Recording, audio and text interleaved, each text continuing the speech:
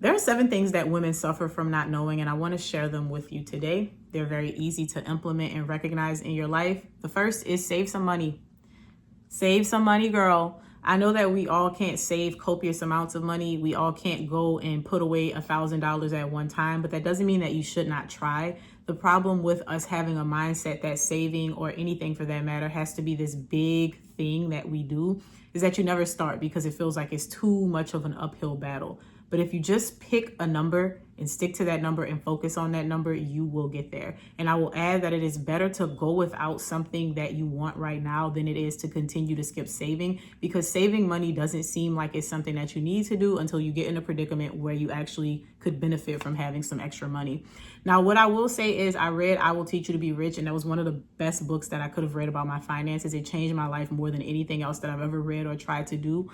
But there was something that he mentioned in there about not policing yourself. There's this concept of identifying what in your life you actually want to spend money on and what things you don't care to spend money on. And so you cut spending mercilessly on the things that you do not care about so that you can spend money on the things that you do care about. And in doing that, you will find that there are ways for you to save money. So it's not about making yourself feel guilty for every little purchase. You don't have to say, I'm not going to ever buy anything. You just have to say, I'm going to buy things that make my life better. And these are those things for me. Don't do what Becky is doing. Don't do what your cousin is doing. Find those things for your own life. Find what you find to be valuable. Spend on that.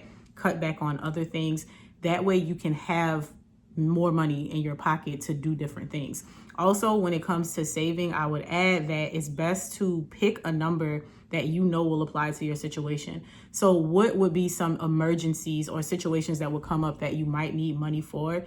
Some people, it might be like, oh, I might need to replace my tires, so I'm going to put $500 in my savings at all times. Some people might be like, I want to make sure that if a hurricane hits, I can make sure that my family can evacuate. We have food and all of our things for X amount of months. So theirs is going to look like several thousands. Baseline, I think everybody should have at least $1,000 in a savings account. And until you have that, just make sure that every month you're prioritizing that. Don't skip it because you can only contribute $20. Keep saving money until you get there. And then once you get there, you can start talking about saving more, what to do with that savings, where to put it. But if you have not started saving money, you don't need to be talking about investing, right? But the point is, you do need to save money because you never know when a situation is going to come up where you can benefit from having that extra money. How much or whatever. Do some research, figure that out. We're not going to talk about that here. The second thing that I want to talk to you about is sacrifice, not abandonment. You are, as a woman, going to have to sacrifice sometimes, especially when you get into, if you're not already there yet, being a wife and being a mother. You're going to have to sacrifice. But I want to encourage you that sacrificing yourself does not mean martyrdom. So everybody has seasons of sacrifice. If you're a student and you're in midterms, you got to sacrifice some sleep. You can't go to the party. You might not be able to talk on the phone all the time. You might have to give up some social time so that you can study and do well on your exams. Life is not always an equal balance of doing whatever we want. We have to learn that there are going to be times of sacrifice. But even in those times of sacrifice, maybe you're in your career and you're preparing for a promotion, you're preparing for something that's going to bring you to the next level. Even if you are fasting in prayer, you are sacrificing something for a time. But when it comes to sacrifice, especially with women, we have this tendency to be too nice and overextending, over accommodating in a way that just doesn't serve us. I do have a document called The 5 Ways That Women Self-Sabotage that helps stand on this. But your concept of sacrifice, if it is making you be a person who is just giving up every aspect of yourself, you don't have time for your hobbies anymore. You don't have time for yourself, your 12-step skincare routine, being able to sit in silence with yourself in the morning, whatever those things are for you. And I see this particularly in moms and wives. You make your entire identity being a mom and a wife. That is your primary duty, but it is not the entirety of your existence. And the sooner you learn that when you're making sacrifices, it does not mean that you have to completely die to yourself and abandon yourself, the better off you will be. I think a lot of women rage and struggle with anger because they have given up too much of themselves and they don't know how to advocate for themselves in that way. So the sooner you learn that, the better off you'll be. Number 3 is seize the opportunity.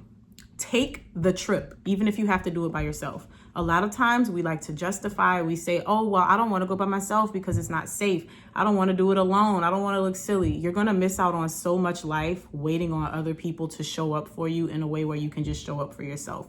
So if the people are not ready, if they don't want to do the thing, Sometimes you just need to do it by yourself, and you might meet people. You might have an incredible experience doing something by yourself, but you first have to stop being afraid to take the opportunity to do that thing.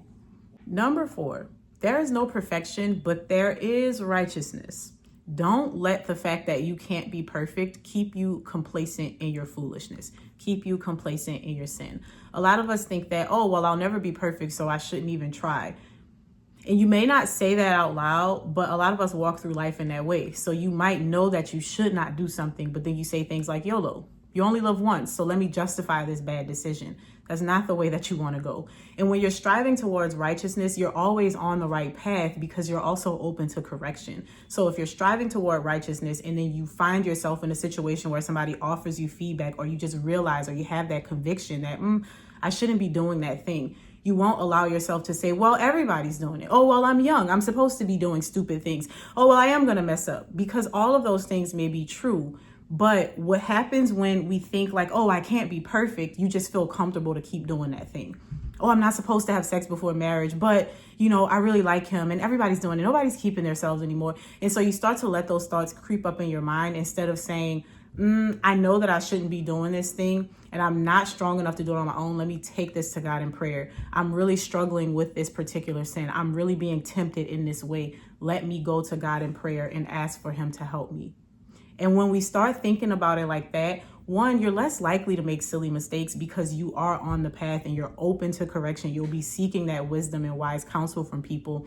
But also when you consider the fact that when you're chasing righteousness, you're obviously turning away from wickedness. So it's a good thing to keep in your back pocket. Don't ever feel like you have to be perfect, but you should be striving toward righteousness because that will get you as close to perfection as you can be. And never, ever, ever stop the process of repentance because we all need it. We all sin. We all fall short. We all fall short. So the goal is not to walk around like we're perfect little angels. The goal is to be open to the correction and to be striving towards doing better every single day. Number 5 is take care of yourself. Take care of your temple. Eat well. Move your body.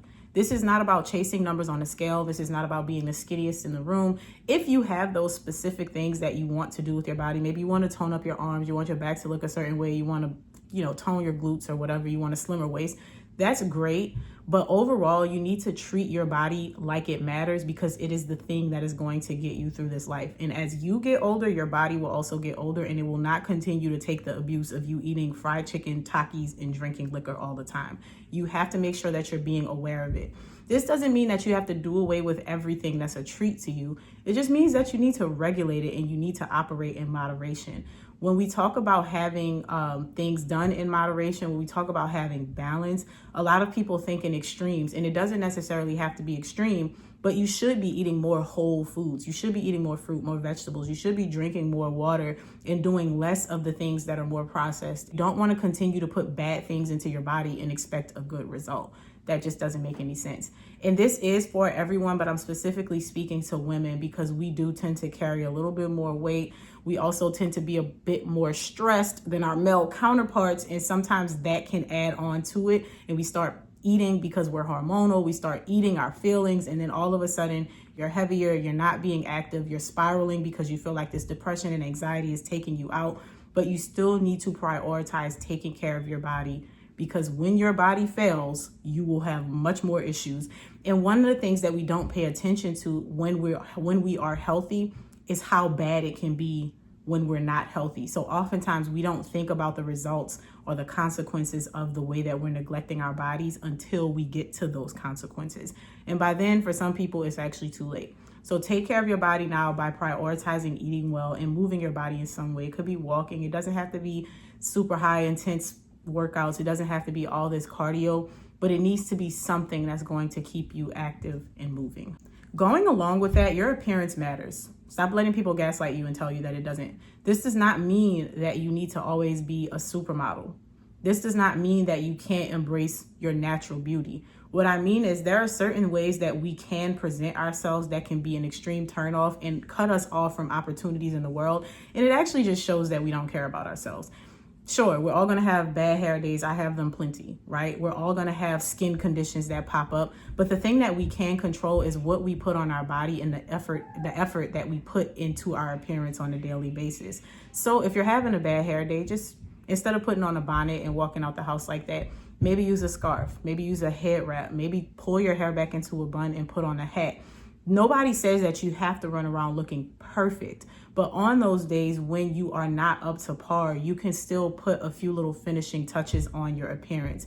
And when people talk about the whole aspect of femininity and appearance, I think sometimes we try to put women in a box. You're going to know what your femininity shine looks like. If you don't like to wear makeup, don't wear makeup. I know that there's a lot of talk about that, but if you don't like it, don't wear it, because you're only going to feel more uncomfortable, and it's going to show that you lack confidence when you're forcing yourself into something that you do not like. If you want to wear makeup, but the problem is you don't wear it because you don't know how to apply it, invest in the time and money to learn that skill. Your appearance matters. Find certain hairstyles.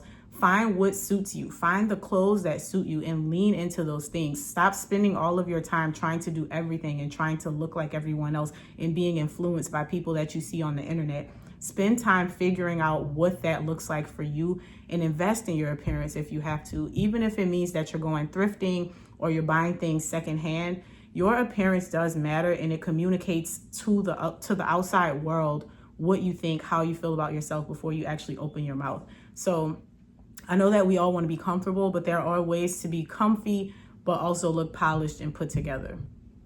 The seventh thing that I want you to take away from this conversation is that there is no competition with other people. The competition is with yourself. I know you probably have heard people say it's me versus me. It really is you versus you, because no matter how you try to measure up compared to other people, nobody was made exactly as you are. Nobody has exactly what you have. You don't have what other people have. So when you're watching other people have their accomplishments, their growths, their pitfalls, those things are not going to be the same struggles that you face. Although you can use them as learning tools, you can use them to help motivate and inspire you, but you shouldn't be looking to other people to get what they have. You should be looking to other people for motivation. You should be looking to other people to say, they did that thing and it didn't work out for them. Maybe I need to be a little bit more careful. But you always need to keep in mind that God created you to be you. You are beautifully and wonderfully made. And it does not serve you to try to be like other people, to try to emulate other people. You can pull inspiration without being a direct copy. And the only thing that you do to yourself when you try to be someone that you're not, or you try to make your life a direct model of someone else, it eats away at your confidence, because you will quickly discover that you cannot be somebody else better than they can be. So they will always be better than you if you're trying to be like them, but you will always be the best version of yourself if you can remember that the only person you're in competition with is the worst version of yourself. You're just trying to be better than she is. So hopefully these tips help you. Hopefully it gave you something to reflect on. I do want to encourage you that if you are enjoying these conversations, or if you feel like you need a little bit more personal connection and assistance of the community, feel free to join the Womanhood Series. I am going to put that information in the description as well as in a comment. The Womanhood Series is a 5-day journey pulling you out of those cycles of self-sabotage, helping you to thrive as a woman. Sometimes we just don't know what we don't know. And sometimes we think that we're just having bad luck. We're experiencing life in the worst way. Life is kicking my tail, right? Life is lifing is what people say. But I want you to know that life's for everybody, even the successful women that you see, even the women that are doing well, even the women that are in healthy, thriving relationships, healthy marriages, they have great jobs. It's not because life is lifing you that you are suffering, because life happens to everybody. The problem is a lot of times we don't know how to pull ourselves out of those situations. We don't know how to find the direction that's going to pull us out of disrespecting ourselves, sabotaging ourselves, leaving ourselves up to being in situations that we just shouldn't be in. We don't know how to regulate and take care of ourselves in that way. And that is the missing piece for a lot of people, specifically women. You have to learn how to stop disrespecting yourself. You have to learn how to start valuing yourself. You have to learn how to pull tools from your pocket that already exist in your life and start using them to your advantage so that your life can get better. So I'll leave the details for the Womanhood Series beneath this video, and I'm looking forward to seeing you there. If y'all have any questions or feedback, of course, we welcome comments here, and you can also feel free to email me if you have a piece of advice that you would like for me to comment on. As always, it's a pleasure being here with y'all, and I will see y'all in the next video.